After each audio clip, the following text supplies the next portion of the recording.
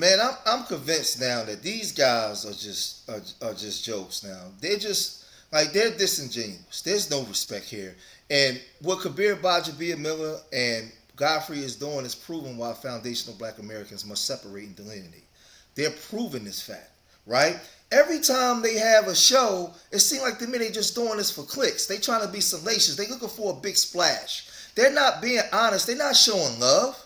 Because if you was being honest about the conversation and having the uncomfortable conversations, right, you would have been had a foundational Black American on the show. Somebody like a Tariq Nasheed or a Black Alpha or Afro Elite or Dave Anderson or me. Somebody that can have an intellectual conversation and break down why we're saying the things that we're saying, right? There's a reason why we're saying these things. We're not just busting out of nowhere and just disrespecting people within the diaspora. We never did that. We have always had our arms open. It's the reason why we've closed the door and make you now have to ring the doorbell.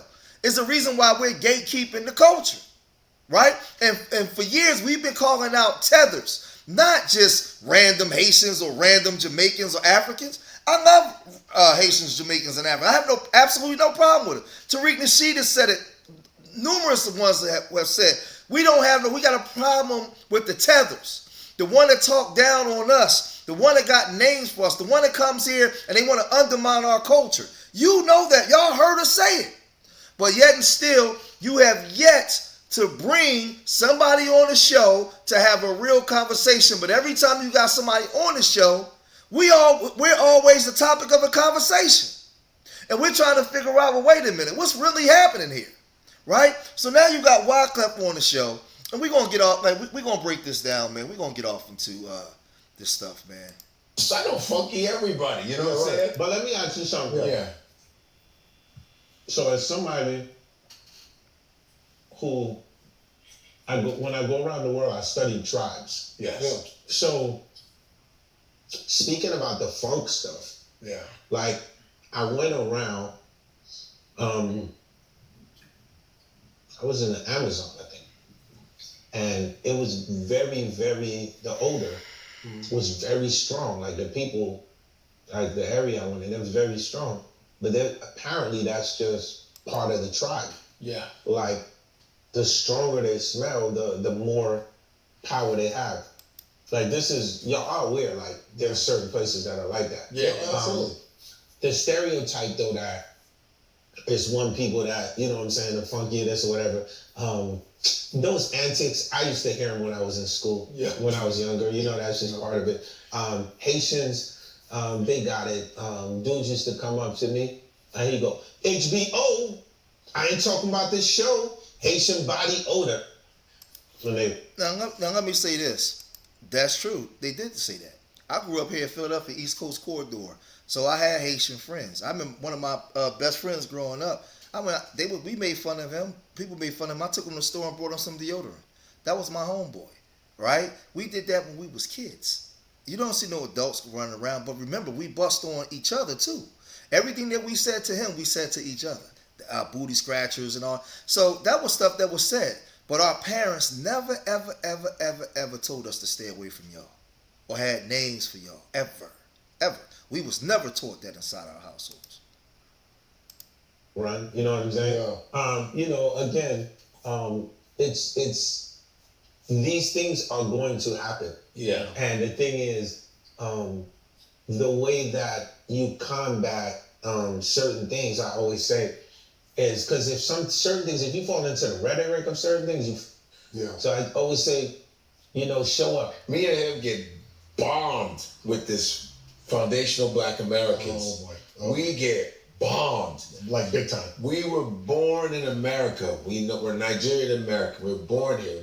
First our gen. friends, a lot of our friends are Black Americans. Yeah, grew up with with them. them, yeah. We grew up, and it's this whole thing of, oh, you guys are tethered. This tethered. I don't know what that means. Tether means something attached. A tether's like you're attached to something. So I guess we're acting like we're them, but we're not really them, and we don't really belong with them. It's a lot of divisive. Yeah. Like you come. Now you see what he's doing? You see what he's doing. Now again, he's saying that we're just being divisive, but he hasn't had one of us on the show to find out what it is that we're saying. He knows what we're saying because he's went on shows to defend us. But then come on this show and call us divisive. He likes to play. Now he hears us saying, yo, bring somebody on the show, but he won't bring nobody on the show. This is how I know what Corey Holcomb was saying about him. This guy ain't no good. You're not an ally. You're not a friend. You're actually a horrible person because you act like you are a friend, but you're driving a knife in our back. You're freaking horrible because it takes nothing to bring somebody on the show to just have the conversation if that's something that you really want to do. Right? Nothing. I'm from Haiti, being in Brooklyn, going through what you've gone through. How do you feel about that? I don't know if anyone's ever talked to you about that. Have you heard anything about this foundational black thing? Because they feel like, if you're part immigrant, you're not foundational. I mean, we recognize we're not foundational black, but they say you shouldn't speak for us.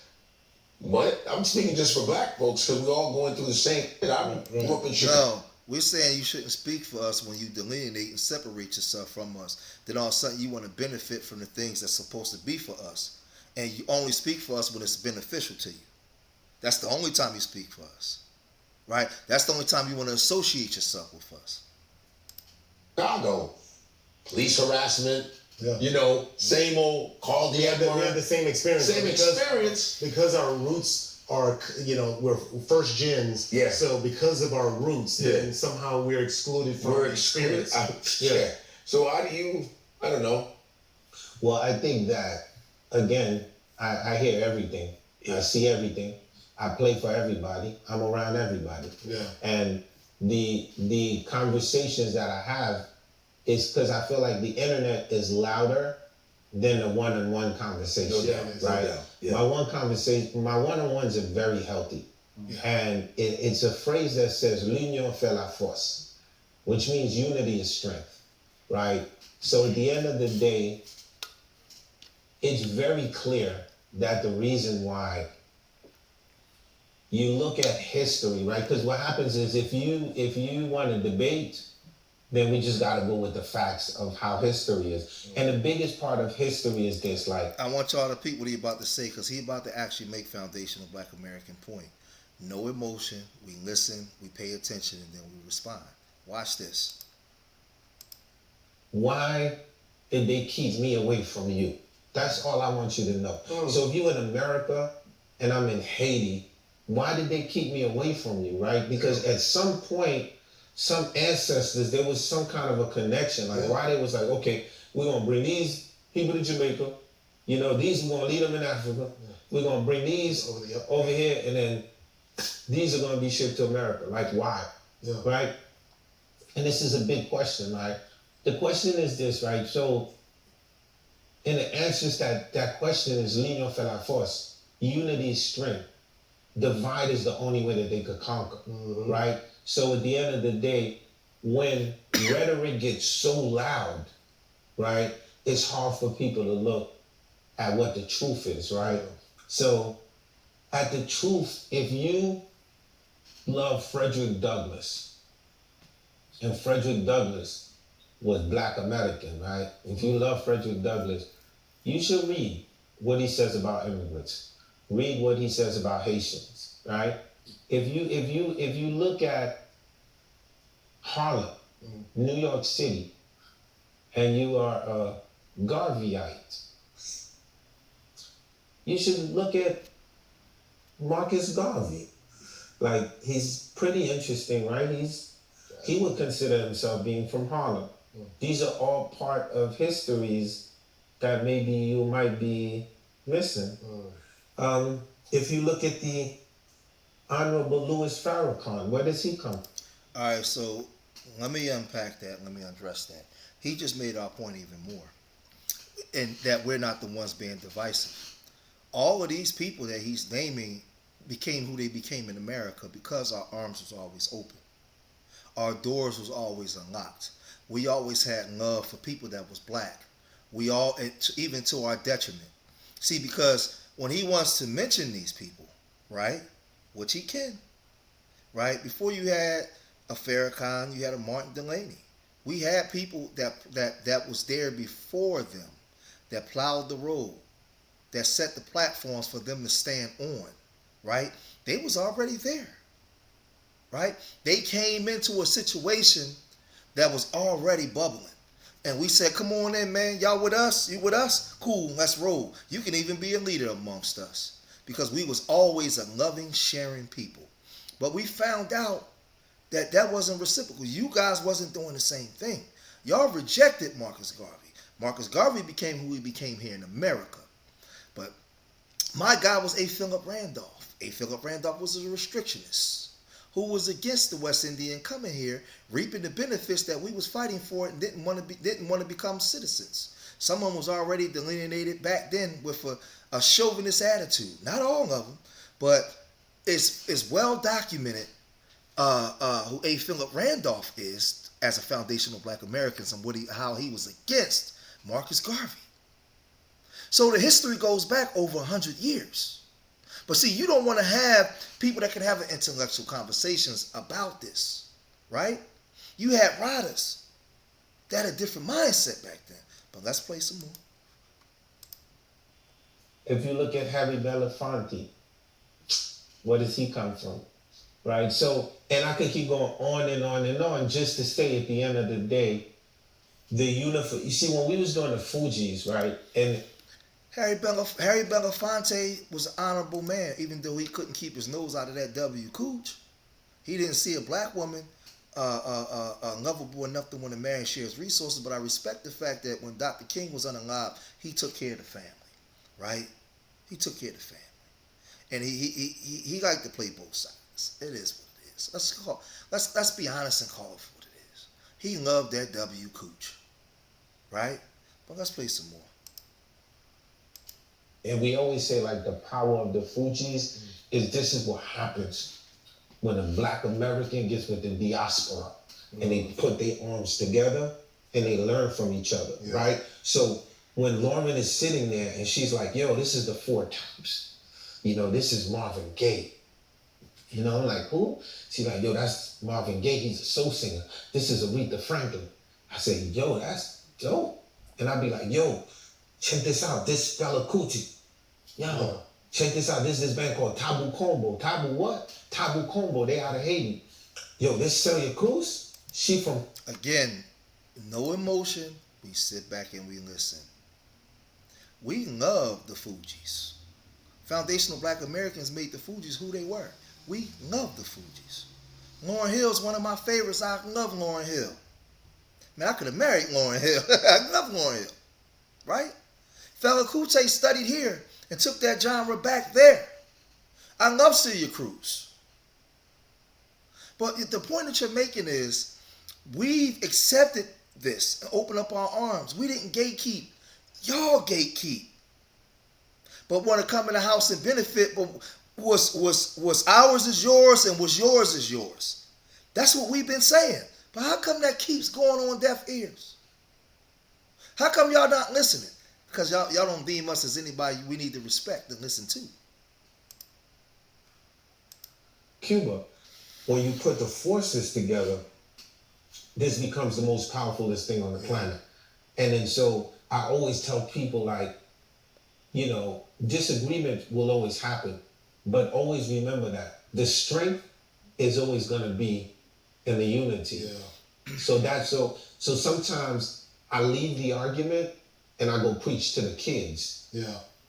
Because you're going like, I can't waste my time with this. This is the upcoming. They're gonna, you know, everyone, like, we're gonna leave Earth real soon. Yeah. So they're the next ones in line. So if I can't get you, I'm gonna get them.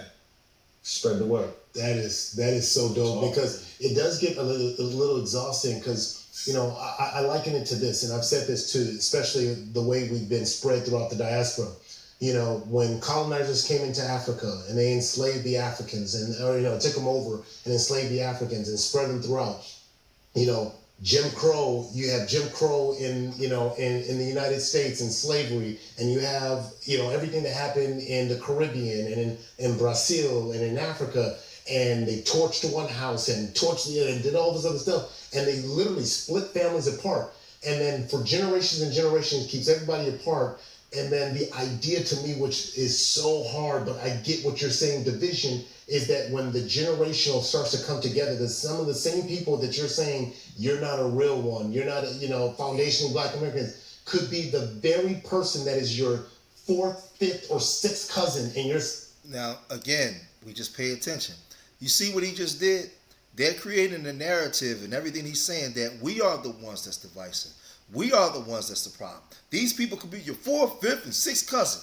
Well, why don't you redirect that question back to your Nigerian people? Why don't you redirect that question back to your Haitian people?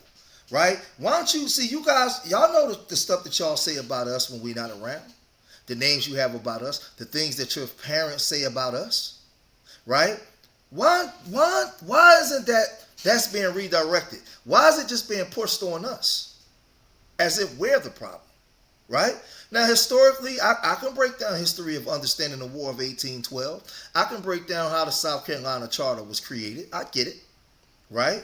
How some people went to Canada, and I get during the time when they was moving us around. I get all that. I can teach the history and break it down. But the fundamental part that you're leaving out is that same thing could be said to your people. You're only pushing it on foundational Black Americans as if we are the problem, when we have a history of having our arms open. The mere fact that you guys was raised in California, Chicago, and you never had to run you wasn't running for your life from us. We wasn't protesting in the street to get you guys kicked out. We wasn't protesting to get laws to harm you. We wasn't speaking to undermine you guys. We were saying, come on in the family. Some of our women was even opening their legs till you're having babies with you. But yet and still, you're creating a narrative as if we are the only ones that's the problem. Let's listen to some more. Saying that we're not together, you know what I mean? And that to me is the power of division, and why you're saying that the only way to erase that is with unity. Because when you bring all of that together and the different experiences, because we all know the circumstances, we all know what happened, now we start putting our experiences together to make dope music, to make dope changes. So when me and my Black American friends, right, I have, it's like to them I'm more Black American than I'm Haitian, right? So we have and again, if you pay attention, he's making our point. To them, I'm more Black American than I'm Haitian. What does that mean? That means we are way more accepting than they are. We've always been that way. All you gotta do is pay attention. Listen to what they're saying. To my Black American friends, I am more accepting. They consider me their own. We've always done that. Why are we not doing it now? Why has there been a change? That's the part that they don't want to talk about. Because then it will have to make them turn and point the finger back at themselves. See, because you can't make the statement you make and then all of a sudden say that we're the problem when we was the solution. We've been the solution. But let's listen to some more. No emotion. Just pay attention. Just pay attention. It's good because my thing is why do you feel like that? Yeah. Right? Because I want to know, why is it you feel like that? Because I remember being little and being in school, and they'd be like, "Oh."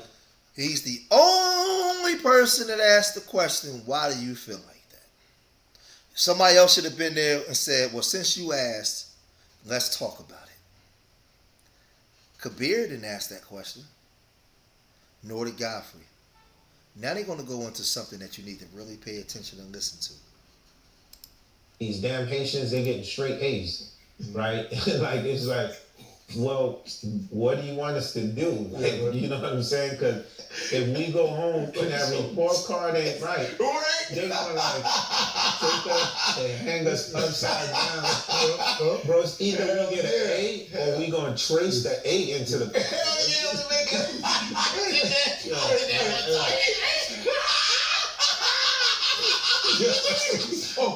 Did you ever get the report card? They had the carbon copies. They put it, the carbon copy one. I was at Audubon Middle School, and I would go like this, and I was looking through it, oh shoot, because if you opened it before my dad got home. Now, what he did was he made a statement about us making fun of them getting all A's. this is the issue that I have with that. Now you're insinuating that we didn't take getting good grades important, but you guys did. You guys came here from a country as a minority, and where failure wasn't an option, and you guys worked your tail off to get to become the best versions of yourself because you was running from a third world country. The part that you fail to realize is we went through Jim Crow, black codes, everything. The same thing was for us with our grandparents and great-grandparents. Failure wasn't an option. The mere fact that you saw successful black people when you looked over the hill because failure wasn't an option. Becoming the best of the best, you had to be. You had to be 10 times greater than your W counterpart.